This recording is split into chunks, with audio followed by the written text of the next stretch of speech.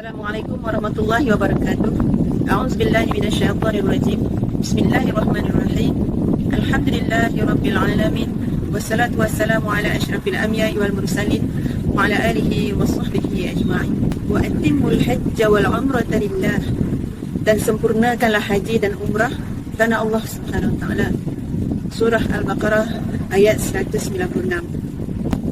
Sebagaimana kita ketahui, ribuan jemaah, malah ratusan ribu sentiasa berada di tanah suci Kota Mekah sebelum dan selepas peristiwa COVID-19. Jadi, Allah telah menjadikan tempat ini untuk keistimewaan dan keajaibannya tersendiri. Allah lah yang membuatkan hati manusia cenderung untuk menziarahi Kota Mekah ini serta rindu untuk berada di sana. Al-Imam An-Nawawi radhiyallahu anhu berkata, ketahuilah bahawa banyaknya nama menunjukkan kepada kebesaran dinamakan.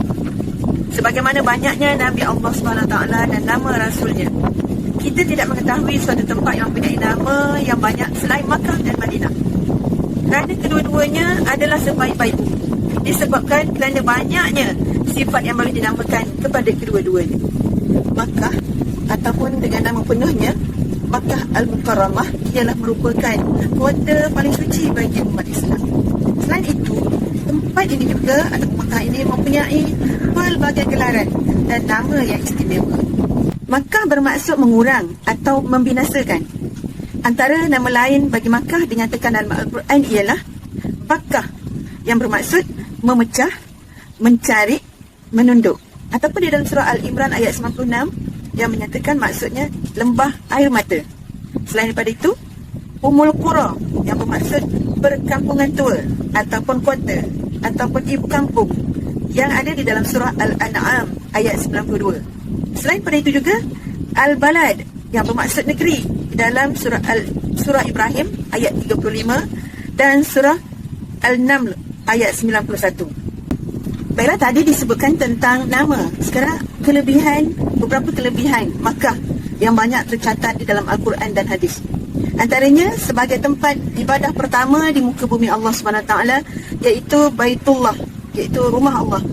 Ia juga dijanjikan keamanan dan kemakmuran oleh Allah dan tempat yang diharamkan pertumpahan darah padanya. Dalam surah Al-Ankabut juga ayat 67.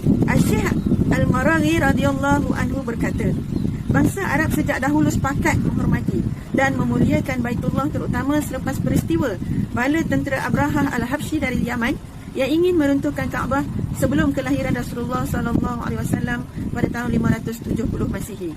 Oleh itu, sejak dahulu sehingga kini, Kota Mekah dijanjikan dengan keberkatan dan pahala berganda kepada sesiapa yang memasuki serta beribadah di dalamnya. Bukan sahaja orang hidup dan beribadah di sana memperolehi kelebihan dan keistimewaan, bahkan orang yang meninggal dunia di bumi Mekah dan Madinah dijanjikan kelebihan tersendiri. Begitu juga kelebihan tawaf, yang mana hadis Rasulullah SAW yang bermaksud, sesiapa yang bertawaf di keliling Kaabah 7 pusingan, maka ditulis baginya setiap satu langkah mendapat satu kebaikan, serta dihapuskan satu keburukan, dan diangkat satu darjat. Ganjarannya pula sama dengan memerdekakan seorang hamba. Sebagaimana yang selalu kita dengar berkenaan dengan kelebihan solat di masjid di Mekah, yang mana 100,000 kali ganda. Seperti mana hadis Rasulullah SAW yang bermaksud, solat di masjidku ini, yakni Masjid Nabawi, lebih baik dari 1,000 kali solat di masjid lain, kecuali Masjidil Haram. Solat di Masjidil Haram lebih afdal daripada 100 kali solat di masjidku ini, yang bermakna iaitu 100,000 kali di masjid lain untuk Masjidil Haram. Selain daripada itu, terdapat juga Telaga Zamzam, yang seperti mana kita dapat minum air Zamzam yang mempunyai sejarah dan kelebihannya dalam merawat penyakit. Jadi Nabi Muhammad SAW bersabda yang bermaksud, sebaik-baik air yang ada di muka bumi adalah air Zamzam. Di dalamnya terdapat makanan yang mengenyangkan dan penawar bagi penyakit, di riwayat Muslim. Jadi air Zamzam ini tidak pernah kering sehingga hari ini, walau diminum jutaan umat manusia. Ini terbukti melalui kajian pernah dilakukan saintis Jepun, Dr. Masaru Emoto, yang mendapati air Zamzam mempunyai keajaiban dan kandungan airnya berbeza dengan yang lain. Molekul air itu bercabang-cabang dan berkilauan serta begitu kukuh strukturnya, tidak berubah walau apa jua tekanan. Malah, ia mampu merakam gelombang warna alam yang sering bertukar pada waktu tertentu dengan tepat.